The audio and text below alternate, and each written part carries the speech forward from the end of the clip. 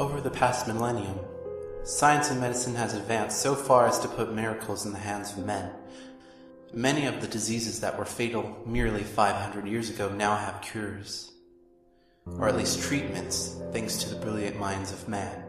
That being so, there's still one fatal infirmity humanity has yet to overcome, and that's mortality. For those devoted enough, however, there is yet a way. Located just off the east coast of North America somewhere is a shrine dating as far back as the earliest recorded civilizations. Lost to the ages now, there is still but one path to this shrine, and it still sends its call, as if daring the hardiest of men to make that perilous voyage. If you find yourself in Savannah someday and think you'd like to play your hand at immortality, simply hop in your car and continue east out of town along East President Street, and continue along it until it turns into Islands Expressway.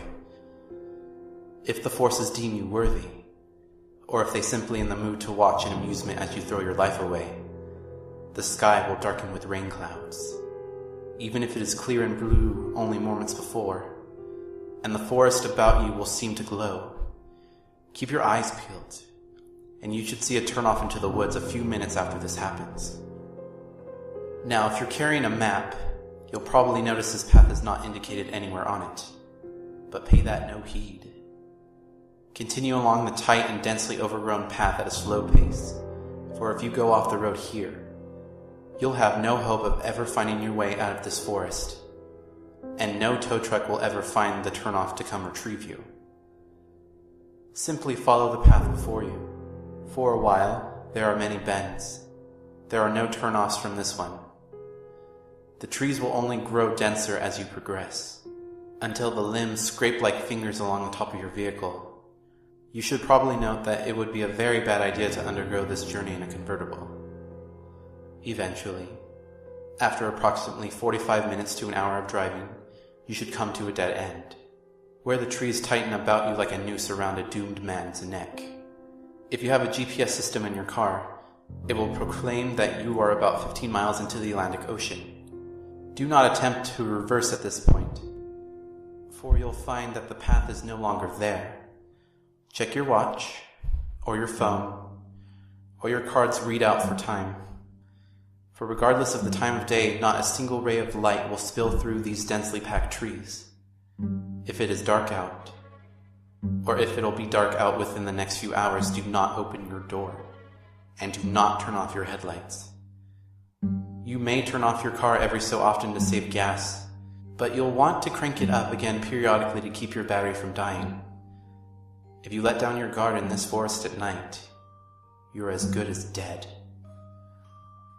If you are wise enough to start this trip early enough, and it's still light out, you may exit the car at this point. You'll notice the trees around you leaning in your direction, as if peering down at you curiously. In a loud, assertive voice proclaim, "I am here to change my fate, and none here shall stand in my way." You'll hear a sound behind you. When you turn to look, you'll notice a small path that hadn't been there before. Do not hesitate. Do not question it. Simply walk purposefully forward and start down the path before you're trapped in that clearing indefinitely.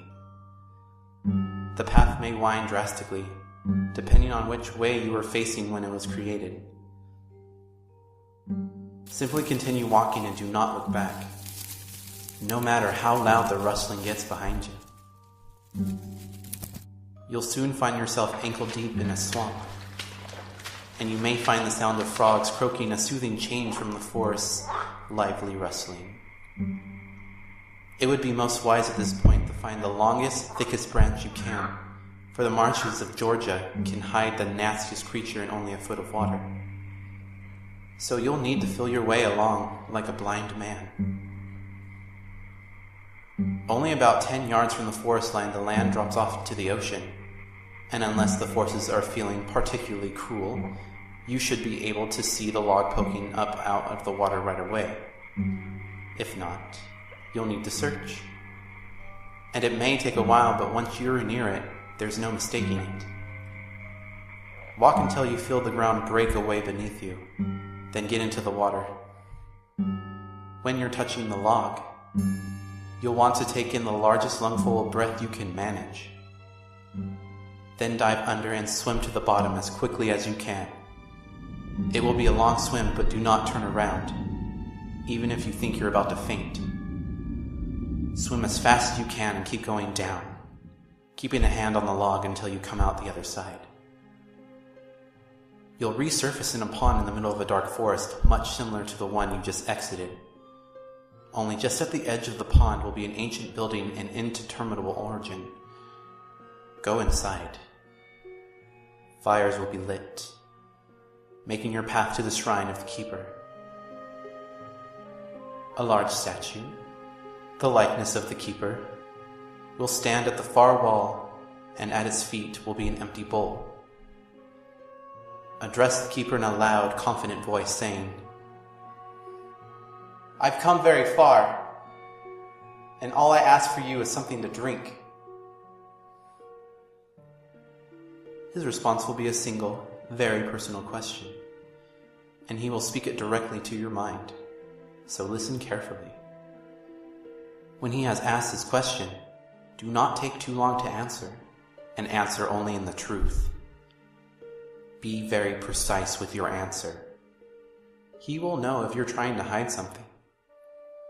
Once you have answered him completely, the bowl at his feet will fill with a strange liquid.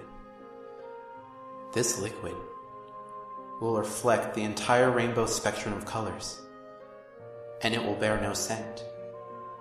You must drink this liquid, or you will never leave the forest alive.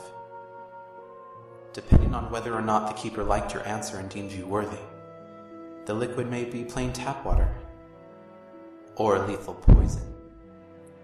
If it's the latter, you will only know once the symptoms begin to take hold. If it is the former, you will be free to leave. The forest will part before you, showing the exit, much like the years will part before you, leaving you alone to endure the eons. You will see your family and loved ones die, and you will see wars begin and end, but you will never die. You will see the sun explode and the earth burn to a cinder, but you will never die. You will know the true meaning of eternal life.